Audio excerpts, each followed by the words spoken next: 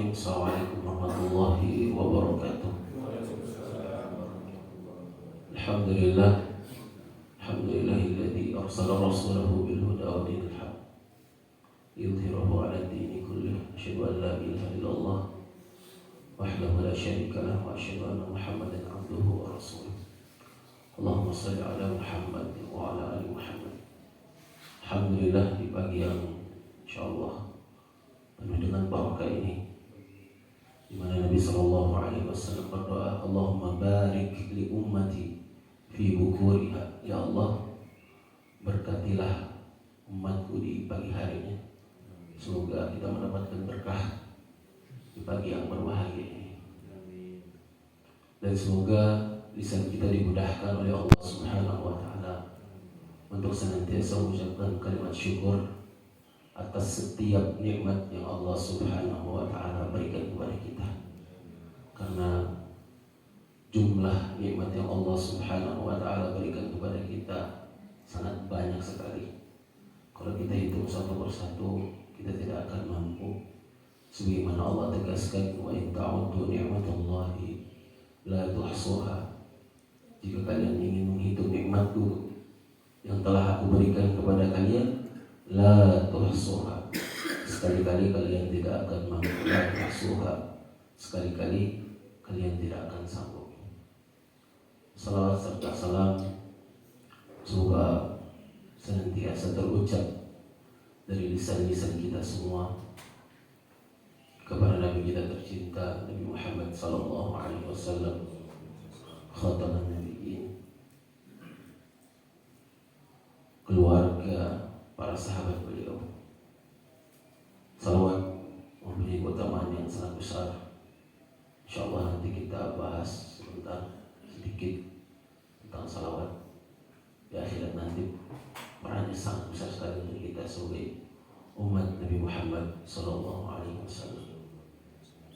Dengan salat subuh yang insyaallah dimuliakan oleh Allah, di subuh yang berbahagia ini kita akan bahas seputar mizan, seputar timbangan amal kebaikan manusia di akhirat nanti. Penimbangan amal adalah sebuah keniscayaan yang pasti kelak terjadi di akhirat. Dalam Al-Quran di surah Al-Anbiya ayat 47, Allah Subhanahu wa taala berfirman, wa nad'u al-mawazin al-qista li yawmil qiyamah fala tudlamu nafsun syai'a wa in kana mithqala habatin min khardalin ataina biha wa kafa bina hasibin. Dan kami akan memasang timbangan yang tepat pada hari kiamat, maka tidak seorang pun dirugikan walau sedikit, sekalipun hanya seberat pisau. Pasti kami mendatangkannya pahala, dan cukuplah kami yang membuat perhitungan.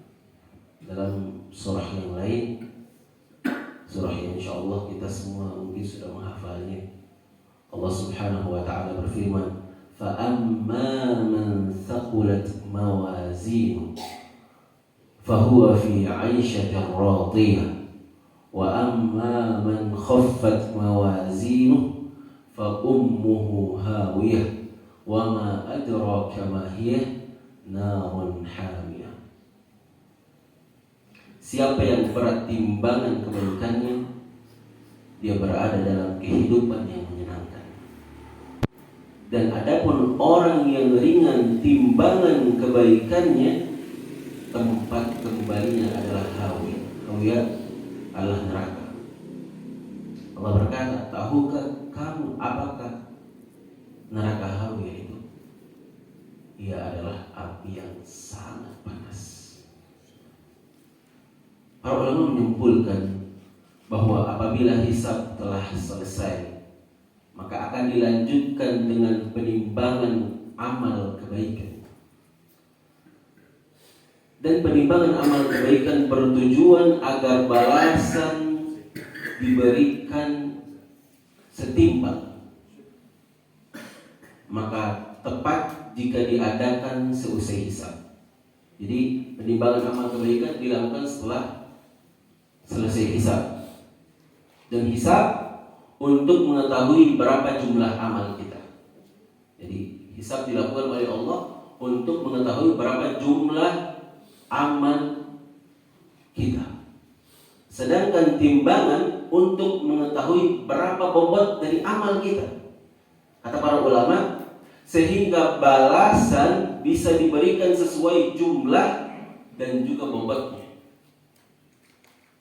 Sebagaimana Allah Subhanahu wa taala berfirman di dalam surah Al-Anbiya tadi ayat 47 dan dalam surah Al-Qari'ah. Dalam surah yang lain juga Allah Subhanahu wa taala berfirman, "Wa man khaffat mawazinuhu faulaika alladziina khasiru anfusahum fi jahannam khalidun." Dan barang siapa yang ringan timbangan kebaikannya, maka mereka itulah orang-orang yang merugikan dirinya sendiri. Mereka kekal dalam neraka jahanam. Surah Al-Mu'minun ayat 103. Di sini dalam ayat ini Allah Subhanahu wa taala mengatakan bahwa barang siapa yang ringan timbangan kebaikannya, maka mereka itulah orang-orang yang merugikan dirinya sendiri. Kita tahu bahwa kata rugi Allah Subhanahu wa taala sebutkan di surah Al-Asr, surah insyaallah kita semua juga sudah menghafalnya dengan sangat baik insyaallah. Wal 'asr innal insan lafi khusr. Surat yang kata Imam Syafi'i rahimahullah, seandainya Allah Subhanahu wa taala tidak menurunkan surah-surah yang lain kecuali hanya surah Al-Asr, maka sudah cukup untuk menjadi pedoman dalam kehidupan kita. Menekankan kepada kita tentang pentingnya waktu, menekankan kepada kita tentang pentingnya iman dan amal soleh, sehingga apabila seorang anak Adam menyadari betul tentang waktu, tentang pentingnya beriman kepada Allah, beriman kepada Rasulullah, tentang pentingnya melakukan amal kebaikan, maka ini sudah cukup bagi dia dalam menjalani kehidupan di dunia dan mempersiapkan bekal sebanyak-banyaknya untuk menemui Allah Subhanahu wa taala.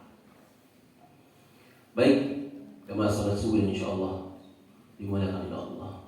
Semua ayat tersebut menggambarkan kepada kita tentang diadakannya penimbangan amal kelak. Dan penimbangan amal bukan cuma untuk orang-orang yang beriman saja. Jadi bukan cuma orang-orang beriman yang ditimbang amalnya di hadapan Allah, tetapi juga untuk orang-orang kafir. Orang-orang kafir juga amalan-amalan yang mereka lakukan kelak ditimbang, dimizan oleh Allah Subhanahu wa taala. Sebagaimana kalimat kata para ulama, khaffat mawazinuhu, ringan timbangan amal kebaikannya. Ini yang dimaksud ialah amal orang-orang kafir. Sebagaimana di dalam surah Al-Mu'minun ayat 105 Allah Subhanahu wa taala berfirman, tetapi kamu selalu mendustakannya. Begitu pula di dalam surah Al-A'raf, disebabkan mereka selalu mengingkari ayat-ayat kami. Juga di dalam surah Al-Qari'ah ayat ke-9, maka tempat kembalinya ialah neraka hawiyah. Jadi ancaman seperti ini mutlak ditujukan kepada orang-orang kafir. Jadi mereka juga ditimbang amalannya oleh Allah Subhanahu wa taala. Sebagian orang mengatakan bahwa ngapain sih orang-orang kafir ditimbang, kan mereka tidak beriman lagi kepada Allah Subhanahu wa taala. Secara otomatis mereka pasti langsung dimasukkan oleh Allah ke dalam neraka jahanam. Enggak seperti itu. Jadi Imam Al-Qurtubi di dalam kitabnya At-Tadhkirah, beliau menjelaskan bahwasanya orang-orang kafir juga ditimbang amalnya oleh Allah Subhanahu wa taala. Ada alasan-alasan yang disebutkan oleh Imam Al-Qurtubi, dua alasan yang sangat kuat sekali insyaallah. Kalau masih ada waktu nanti kita bahas di akhir. Di surah Al-Anbiya juga dengan sangat jelas Allah Subhanahu wa taala mengatakan, wa in kana mithqala habatin min khardalin ataina biha wa kafana bina hasibin. Dan jika amalan itu hanya seberat biji sawi yang dilakukan oleh anak manusia, pasti kami datangkan pahalanya dan cukuplah kami sebagai pembuat perhitungan. Di sini bisa dipastikan bahwa orang-orang kafir kelak akan ditanya tentang perbuatan-perbuatan mereka dalam melawan kebenaran, baik yang merupakan prinsip agama maupun cabang-cabangnya. Kalau bukan benar bahwa mereka tidak ditanya tentang berbagai macam rincian perbuatan yang berlawanan dengan prinsip agama, bahkan tidak disah dan tidak diperdulikan, semua itu dalam pertimbangan mustahil, karena mereka semua pasti akan ditimbang amalnya oleh Allah Subhanahu wa taala. Bahkan disebutkan sebenarnya dalam Al-Qur'an ada banyak ayat-ayat yang menunjukkan bahwa orang-orang kafir diajak bicara oleh Allah Subhanahu wa taala dan dimintai pertanggungjawaban di hadapan Allah, diberi balasan jika tidak menunaikannya.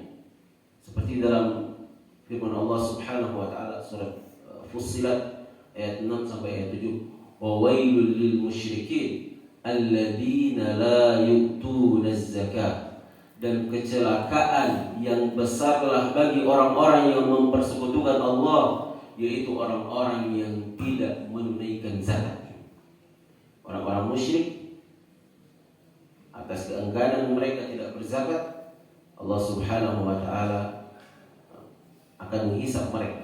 Allah Subhanahu wa taala akan memperhitungkan mereka kelak di akhirat nanti. Dan pada ayat lain Allah Subhanahu wa taala menceritakan tentang nasib orang-orang yang berdosa di akhirat. Kata Allah, "Ma salakakum fi saqar?" Apa yang menyebabkan kalian masuk ke dalam saqar? Saqar itu neraka. Mereka menjawab, "Qalu lam nakum minal musallin." Dahulu kami di dunia tidak mengerjakan salat. "Wa lam nakun nut'imul miskin." Dan kami juga tidak memberi makan orang miskin. "Wa kunna nakhudu ma'al khaidin." Dan adalah kami membicarakan yang batil bersama orang-orang yang membicarakannya. "Wa kunna nukadzibu biyaumiddin."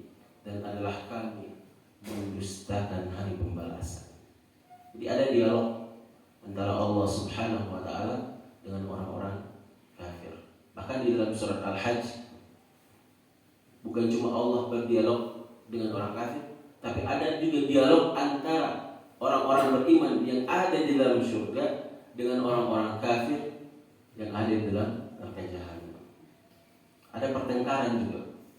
Allah Subhanahu wa taala berfirman, "Hadzani khasmani ikhtasamu fi rabbihim falladhina kafaru qutti'at lahum thiyabun min nar yusabbu min fawqi ru'usihimul hamim yusharu bihi ma fi butunihim wal julud wa lahum maqami'u min hadid." Jadi orang-orang kafir itu Masya Allah dalam neraka itu luar biasa. Mereka itu dipakai pakaiannya bukan pakaian dari sutra, justru sendalnya aja yang kita tahu siksa yang Allah Subhanahu wa taala berikan kepada pamannya Nabi SAW, Abu Thalib, yang paling ringan. Beliau matanya terompah, kemudian otaknya hancur. Siksa neraka sejam itu, seserem itu gitu. Yang paling ringan.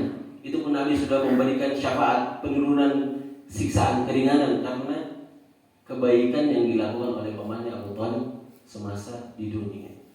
Bayang Pak, neraka yang jauh lebih dahsyat. Allahu Akbar. Jemaah salat subuh yang dimuliakan oleh Allah Subhanahu wa taala. Disebutkan dalam sebuah hadis dari Abu Hurairah radhiyallahu anhu dari Nabi sallallahu alaihi wasallam, beliau bersabda, "Innahu la ya'ti ar-rajulu al-'azim as-samin yawm al-qiyamah la yazimu 'inda Allah janaha ba'udah wa qra'u in syi'tum fala tuqimu lahum yawmal qiyamati wazna." Bahwasannya kata Nabi, benar-benar akan datang seorang laki-laki besar pada hari kiamat, tapi membuat amalnya ringan.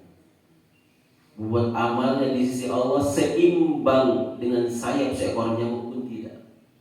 Jadi ada orang didatangkan di hari kiamat, besar badannya, tapi amalnya tidak sebesar berat badannya. Artinya ketika ditimbang, Allah, kebaikannya sangat ringan sekali, sangat sedikit sekali. Dan kata Allah, dan kami tidak mengadakan suatu penilaian bagi amal mereka pada hari kiamat untuk orang-orang kafir. Apa kata para ulama? Maksud hadis ini bahwa mereka sama sekali tidak dianggap benar dan amal-amal mereka hanya pantas dibalas dengan azab. Mereka sama sekali tidak punya amal kebaikan satupun yang patut ditimbang dalam timbangan pada hari kiamat. Dan barang siapa yang tidak punya kebaikan sedikit pun, maka nerakalah tempatnya. Orang yang tidak punya kebaikan, neraka lebih cocok tempatnya untuk mereka. Bahkan kata Abu Sa'id Al-Khudri radhiyallahu anhu, kelak akan didatangkan amal-amal sebesar gunung Tihama, tapi dalam timbangan ternyata tidak berbobot sama sekali. Tapi ada pula yang mengatakan, ada orang yang datang dengan membawa 99 keburukan dan hanya punya satu kebaikan, namun diampuni oleh Allah Subhanahu wa Ta'ala, dan itu membuat dia masuk ke dalam surga Allah. Bagaimana sih proses penerimaan amal di akhirat nanti? Jemaah yang dimuliakan Allah, disebutkan dalam riwayat At-Tirmidzi dari Abdullah bin Amr bin As radhiyallahu anhu, beliau berkata, Rasulullah SAW bersabda, sesungguhnya Allah Subhanahu wa Ta'ala akan memeriksa seseorang dari umatku di hadapan seluruh makhluknya pada hari kiamat. Dalam riwayat lain, seorang dari umatku akan diseru dengan suara yang sangat keras di hadapan seluruh makhluk Allah, dan dibentangkan di hadapannya 99 catatan amal. Tiap-tiap catatan panjangnya sejauh mata memandang. Allah bertanya kepada si hamba, apakah ada sesuatu dari catatan ini yang tidak engkau temui? Apakah para malaikatku yang bertugas menulis dan menjaga telah berbuat curang kepadamu? Si hamba menjawab, tidak ya Allah. Allah bertanya lagi kepada hamba yang tersebut, apakah engkau mempunyai uzur? Apakah ada alasan untuk membela diri? Kata si hamba kepada Allah, ya Rabb, tidak ada. Kemudian Allah berkata kepada hamba tersebut, wahai hamba, engkau masih mempunyai satu kebaikan di sisi kami, dan sesungguhnya tidak ada satupun kecurangan yang akan kamu derita pada hari ini.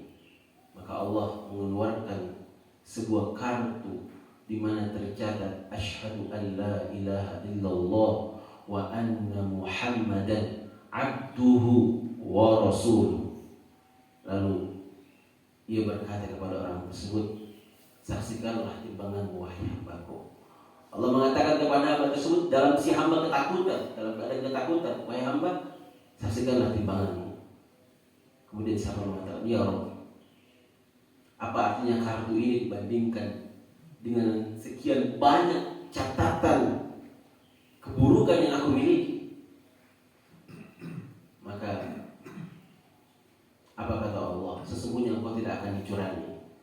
Rasulullah SAW bersabda, maka diletakkan catatan-catatan itu pada salah satu piringan timbangan dan kartu itu pada piringan yang lain, dan ternyata catatan-catatan itu lebih ringan dan kartu itulah yang berat di sisi Allah Subhanahu wa Ta'ala. Dan kartu itulah yang di dalamnya tertulis asma Allah. Bahwa kita semua tahu, mungkin kita semua juga pernah mendengar kisah di mana Nabi Musa alaihissalam pernah beliau meminta kepada Allah Subhanahu wa Ta'ala sebuah amalan yang istimewa. Nabi Musa berkata kepada Allah, ya Allah, berikan kepada aku amalan yang engkau belum pernah memberikan kepada orang sebelumku, dan engkau tidak akan memberikan kepada orang sesudahku. Jadi dua permintaan Nabi Musa, ya Allah, berikan kepada aku amalan yang engkau belum pernah memberikan kepada orang sebelumku, dan tidak akan engkau berikan kepada orang sesudah. Kata Allah kepada Musa, ya Musa, ucapkan la ilaha illallah. Kata Kata Nabi Musa ke Allah, protes gitu kan. Ya Allah, kalau la ilaha illallah orang sebelumnya juga sudah, dan orang sesudahku juga mungkin akan mendapatkan amalan itu, mengucapkan itu. Ada nggak kalimat yang lain ya Allah? Kata Allah, wahai Musa, ucapkan la ilaha illallah. Kata Musa, ya Allah, protes lagi. Ya Allah, ada nggak sih yang lain deh? Ada nggak kalimat yang lain gitu selain la ilaha illallah? Kata Allah kepada Musa, wahai Musa, ucapkan la ilaha illallah. Seandainya wahai Musa, 7 lapis langit dan 7 lapis bumi ditimbang di satu timbangan dengan kalimat la ilaha illallah, niscaya masih berat kalimat la ilaha illallah. Oh ya, 7 lapis langit, 7 lapis bumi. Disebutkan dalam hadis qudsi, langit pertama dibanding dengan langit kedua bagaikan cincin yang dilempar di padang pasir. Kebayang Pak, sebesar apa? Langit kedua dibanding dengan langit ketiga bagaikan cincin yang dilempar di padang pasir. Sebesar apa tuh langit ketiga? Maka kita semua insya Allah belum pernah nyampe ke sana gitu. Kata Allah lagi, langit ketiga dibanding dengan langit keempat bagaikan cincin yang dilempar di padang pasir. Langit keempat dibanding langit kelima, langit keenam bagaikan cincin yang dilempar ke padang pasir. Langit ketujuh dibandingkan dengan arsy Allah. Arsy Allah sangat luas, sangat besar sekali. Allahu Akbar. Kalimat la ilaha illallah ringan ketika diucapkan di lisan. Bahkan Nabi SAW bersabda, man akhiru kalami la ilaha illallah dakhala al-jannah. Siapa yang di akhir kalamnya, di akhir penyebutannya, maksudnya di akhir hidupnya, di detik-detik akhir dari nafasnya, pengucapan terakhir yang diucapkan ketika berada di dunia adalah kalimat la ilaha illallah, pasti dia akan masuk surga. Tapi apakah ada jaminan Pak, kita di akhir hayat kita akan mengucapkan kalimat la ilaha illallah? Belum tentu. Belum tentu. Kita nggak tahu apa kalimat yang kita ucapkan di akhir hayat kita. Tapi kita berharap kepada Allah, berdoa kepada Allah, mudah-mudahan di akhir hayat kita nanti Allah mudahkan kita untuk mengucapkan kalimat la ilaha illallah Muhammad Rasulullah. Karena kalimat ini kelak insya Allah akan memberatkan timbangan amal kebaikan kita. Bahkan ada kalimat juga yang disebutkan oleh Nabi Sallallahu Alaihi Wasallam sebagaimana hadis dari Abu Hurairah radhiyallahu anhu, anna Rasulullah Sallallahu Alaihi Wasallam qala kalimatani khafifatani 'ala al-lisan thaqilatani fil mizan habibatani ila ar-rahman subhanallah wa bihamdihi subhanallahil azim.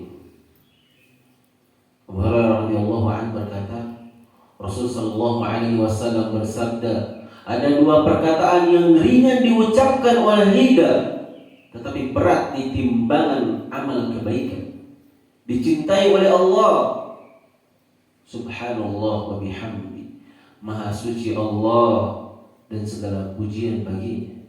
Subhanallahil azim, maha suci Allah lagi maha agung. Ini hadis yang sangat luar biasa sekali. Terdapat pelajaran yang sangat berharga untuk kita. Kita terkadang menganggap remeh sebuah amalan, padahal bisa jadi amalan yang kita anggap remeh itu di sisi Allah mempunyai nilai yang sangat tinggi, mempunyai nilai yang sangat besar.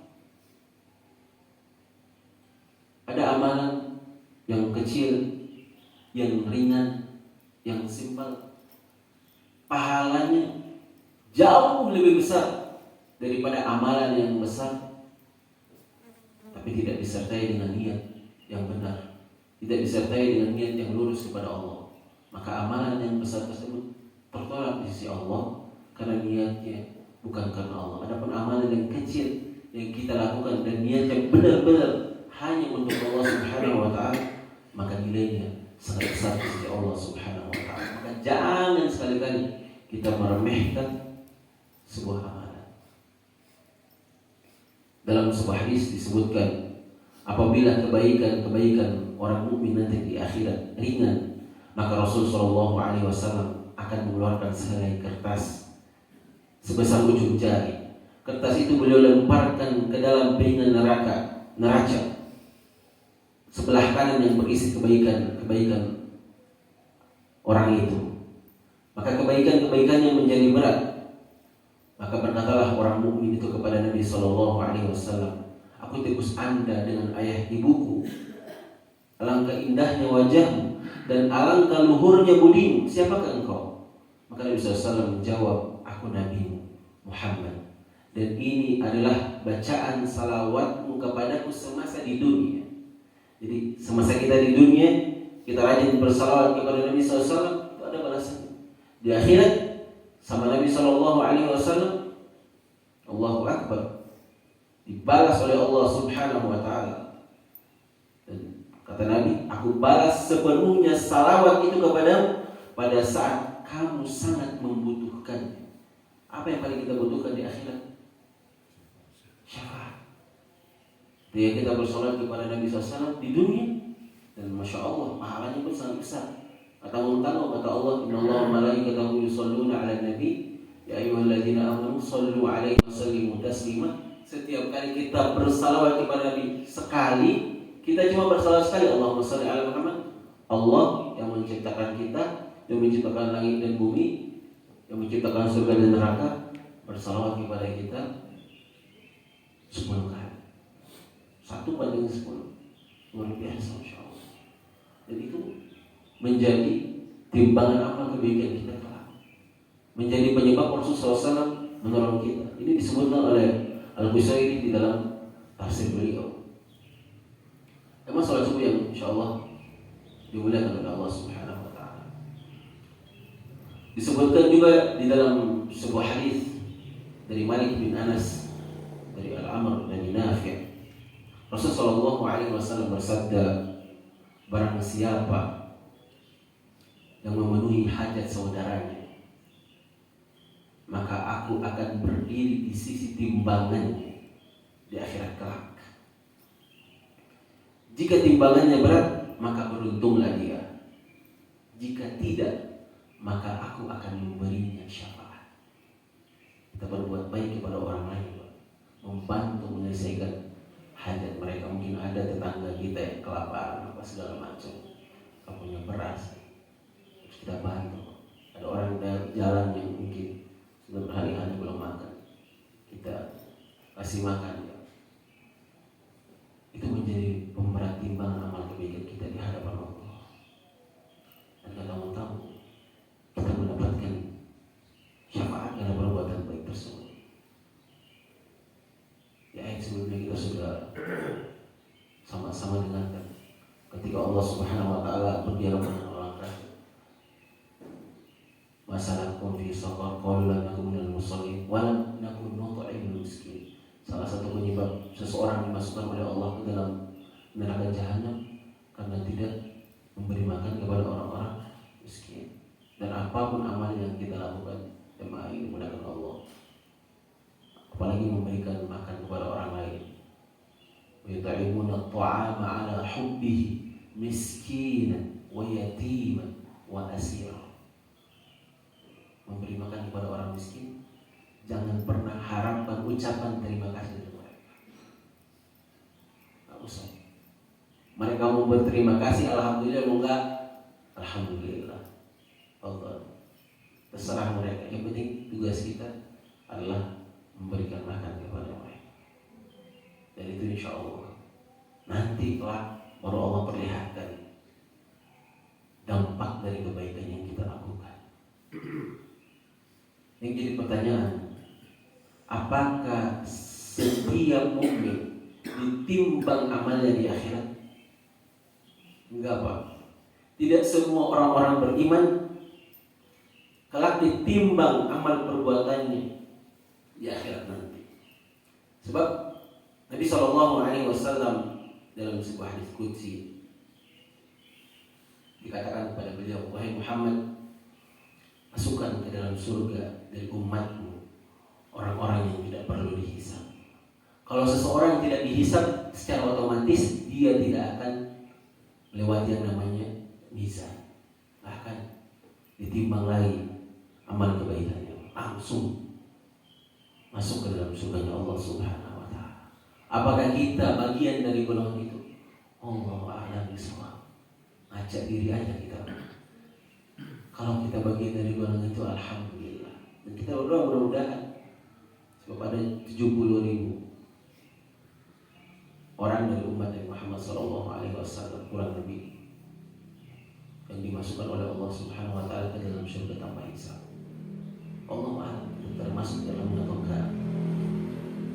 Tapi semoga kita semua tidak termasuk orang-orang yang dihisab oleh Allah, yang ditimbang amal kebaikannya oleh Allah. Sebab kalau kita udah dihisab oleh Allah, repot, panjang masalahnya nanti. Setiap orang di akhirat dikenal dengan tanda-tandanya. Orang-orang beriman tuh langsung dikenal sama Nabi SAW dengan air wudhu. Hanya dalam berwudhu perlu disempurnakan wudhu kita. Orang-orang berdosa dikenal sekali oleh para malaikat. Kata Allah dalam Al-Quran, yu'raful mujrimuna bisimahum. Orang-orang yang berdosa dikenal dengan tanda-tandanya. Mereka punya tanda tersendiri. Berbeda dengan orang beriman yang punya tanda tersendiri. Umat Nabi SAW punya tanda tadi, air wudhu. Jadi penimbangan amal hanya akan dialami para ahli masyarakat. Yang tersisa dari mereka yang tidak menangnya hanya sedikit jumlahnya. Mudah-mudahan Allah Subhanahu wa Ta'ala selamatkan kita dari hisab. Dari misalnya ngeri sebenarnya. Karena bukan 1-2 orang, bukan 100-200 orang. Di akhirat kebayang manusia yang hidup di zaman Nabi Adam alaihissalam, anak cucu Nabi Adam, sampai ke manusia yang terakhir di hari kiamat nanti setelah dunia ini hancur, kemudian dibangkitkan di hadapan Allah dan kita disidang satu persatu di hadapan Allah. Allahu Akbar. Panjang masalahnya.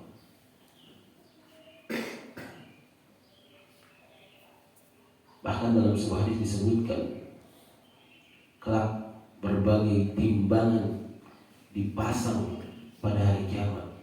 Maka didatangkan ahli sholat, pahala mereka diberikan sepenuhnya sesuai dengan timbangan. Lalu didatangkan ahli puasa, pahala mereka diberikan sepenuhnya sesuai dengan timbangan. Lalu didatangkan ahli sedekah, pahala mereka diberikan sepenuhnya sesuai dengan timbangan. Lalu didatangkan ahli haji, pahala mereka diberikan sepenuhnya sesuai dengan timbangan. Lalu didatangkan orang-orang yang dulu mengalami bencana, namun untuk mereka tidak dipasang timbangan dan tidak dibentangkan buku catatan amal mereka. Pahalanya dikucurkan begitu saja kepada mereka tanpa batas. Jadi ada orang-orang yang oleh Allah diberikan pahala tanpa batas. Apa yang menyebabkan Allah memberikan kepada mereka tanpa batas? Sabar, Pak. Dalam kehidupan dunia Allah memberikan kepada kita ujian yang berbeda-beda. Dan ketika kita bersabar terhadap ujian yang Allah Subhanahu wa Ta'ala berikan kepada kita, innama yuwaffas sabiruna ajrahum bighairi hisab.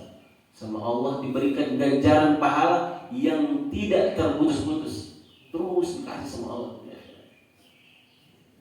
Ujung-ujungnya langsung masuk ke dalam surga Allah. Di luar sudah tampak terang sekali. Mungkin ini yang dapat saya sampaikan.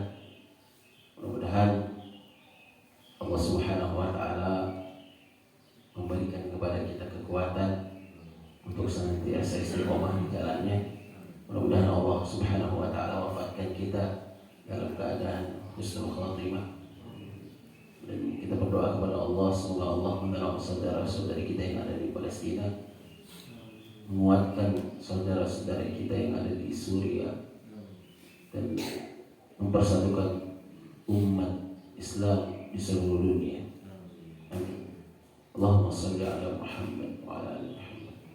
Subhanallahumma bihamdik asyhadu an la ilaha illa anta astaghfiruka wa atubu ilaik. Assalamualaikum warahmatullahi